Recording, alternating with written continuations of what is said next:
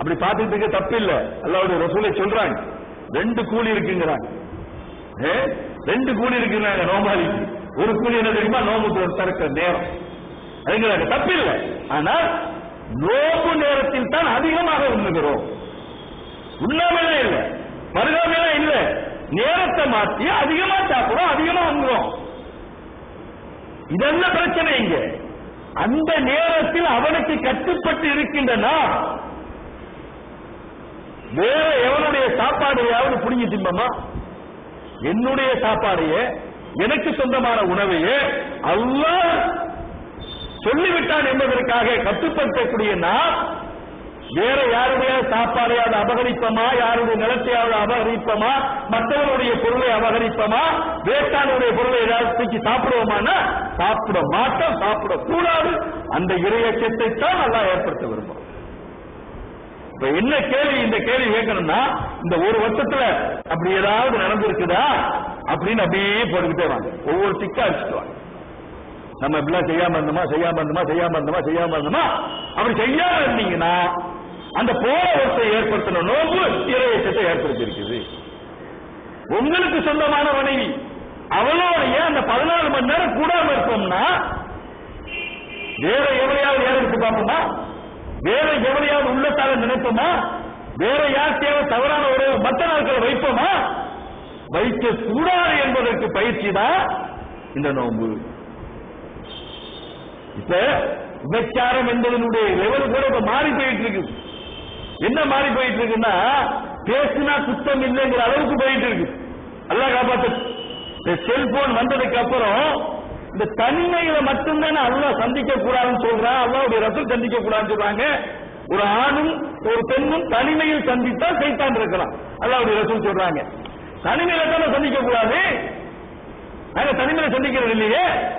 ஆனா போன்ல பேசுவோமே, செல்போன்ல பேசுவோமே, வரவு மீறி பேசுவோமே அப்படின்னு பேசிக் கொண்டிருந்தால் அந்த செல்போனும் தனிமைதான்.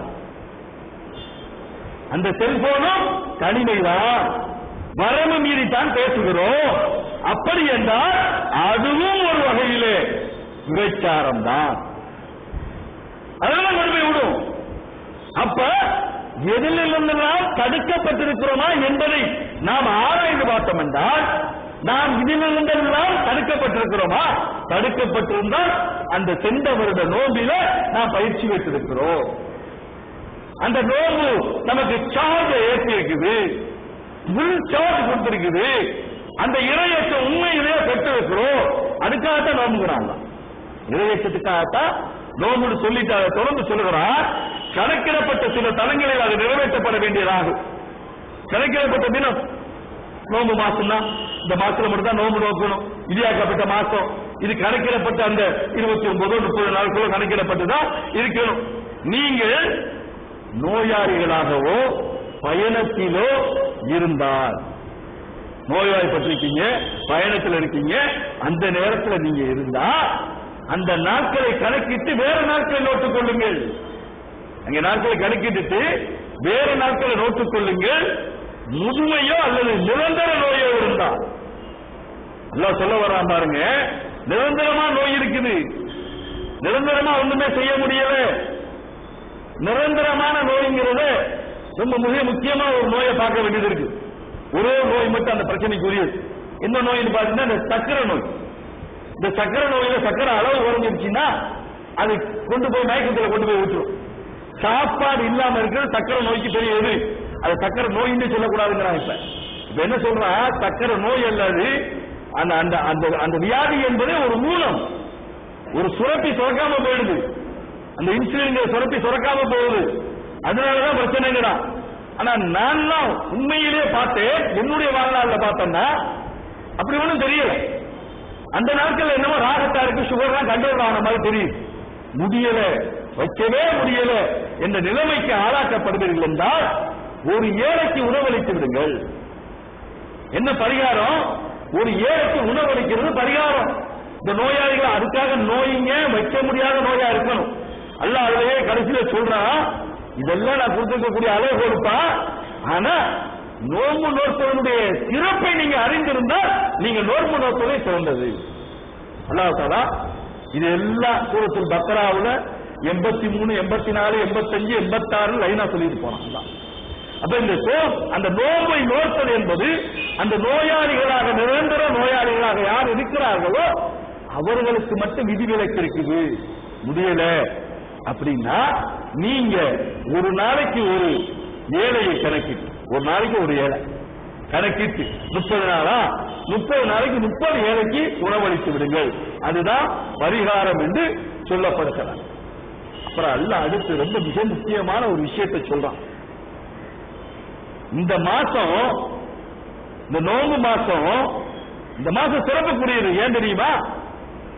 இந்த மாசத்துலதான் நன்மையும் தீமையும் பிரித்து உங்களுக்கு அறிவிக்கக்கூடிய அல் குர்ஆனை பிரித்து அறிவிக்கக்கூடிய இந்த வேதத்தை இறக்கினோம்.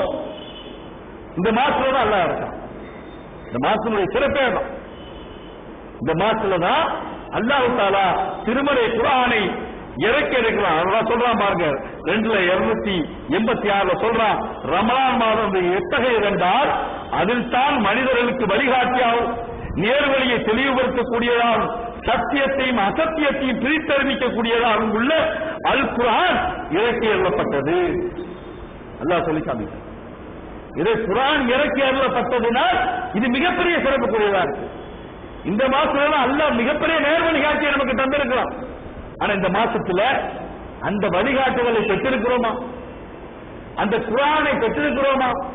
அந்த குர்ஆன் சொல்லக்கூடிய வழிமுறையில் நம்மளுடைய வாழ்க்கையை அமைத்திருக்கிறோமா? ஆனா அமைக்கும். எப்படி தெரியுமா அமைக்கிறோம்? அந்த இரவு தொழுகை இருக்கு பாருங்க, அது தராவி தொழுகை அவங்க பேர் வச்சுக்கிறாங்க. சுன்னத்துல் ஜமாத்துல நம்மளுக்கு இரவு தொழுகை பேர் வச்சுக்கிறாங்க. பேர் வச்சு 2 பேருமே ஒரே அளவு. என்ன அளவு? நீங்க 8, அங்கே 23 ஏதாவது வைத்துக் கொண்டு 8, 3, 11, இங்கே 23 என்று வைத்துக் கொண்டாலும் ஒரே ஒரு சிறப்பு செய்றாங்க. என்ன சிறப்பு என்றால் அந்த 30 நாட்களும் 30 ஜுஸு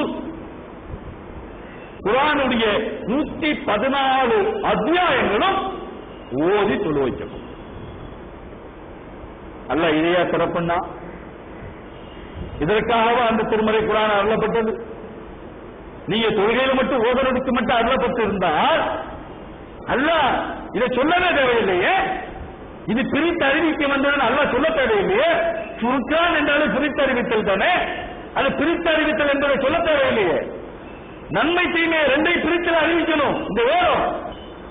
இல்லை என்றால் வந்தது நோன்பு சென்றது, நாமும் நல்ல பெருநாள் அன்றைக்கு புது ஆடை அணிந்தோம், எல்லாத்தையும் செய்தோம், முடிந்து விட்டது என்று ஒரு சடங்காக மாற்றப்பட்டுவிடும்.